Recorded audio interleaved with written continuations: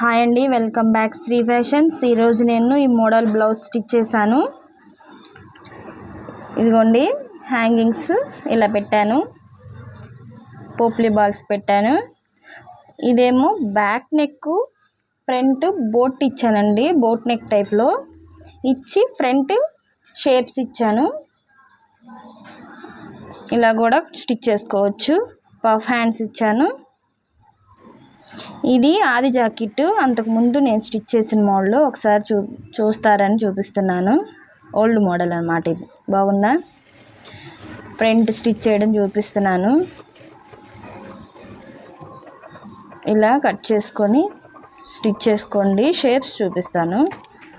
Shapes, cross belt, puff ఎలా stitch చేయాలో ఈ వీడియోలో నేను చూపించానండి. షేప్స్ ఇలా స్టిచ్ చేసుకోండి. మధ్య మధ్యలో షార్ట్స్లో షేపు, క్రాస్ బెల్ట్ ఎలా వేయాలో చూపిస్తాను. నేను ఎలా వేస్తానో చూపిస్తాను. ఓకేనా? మీకు లాంగ్ వీడియోస్ ఎవరికన్నా కావాలి అంటే కామెంట్ పెట్టండి, చేస్తాను. ఫాస్ట్గా ఇదైతే ఫాస్ట్గా అయింది కదా, లాంగ్ వీడియోస్ అయితే చక్కగా స్లోగా చూపించవచ్చు. స్లోగా నీట్గా చెప్పాలి అనుకుంటే కనుక లాంగ్ వీడియోస్లో పెడతాను. ఎవరికన్నా కావాలి అంటే కామెంట్ చేయండి.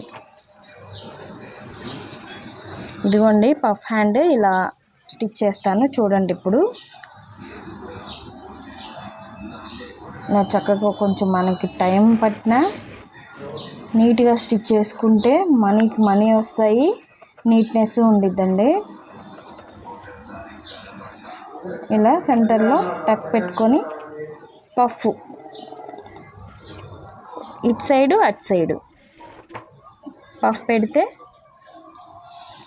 ఇటు కింద కూడా మనకి పైన ఎలా పెట్టామో ఇటు సైడు ఒకే సైడ్ కాకుండా ఆపోజిట్ ఎదురు బదురు అన్నమాట. ఇలా పెట్టుకొని మనం క్రాస్ బెల్ట్ వేస్తాం కదా, సేమ్ అదే మెథడ్లో అంచు ఖర్చు అనేది మనకి బయటికి కనపడకూడదు. అట్లా అయితేనే మనకి వేసుకోవడానికైనా బాగుండిద్ది కదా. ఖర్చు అనేది కనపడుతూ ఉంటే గుచ్చుకుంటా ఉండిద్ది మనకి, మళ్ళీ బ్లౌజ్ ఈరు. చక్కగా ఇలా నీట్గా ఖర్చు బయటికి కనపడకుండా స్మూత్గా ఉండేటట్టు స్టిచ్ చేసామనుకోండి, మళ్ళీ మనకి కస్టమర్స్ స్టిచ్ చేయించుకోవడానికి మన దగ్గరికి వస్తారు. ఇలా స్టిచ్ చేసుకోండి మీరు కూడా.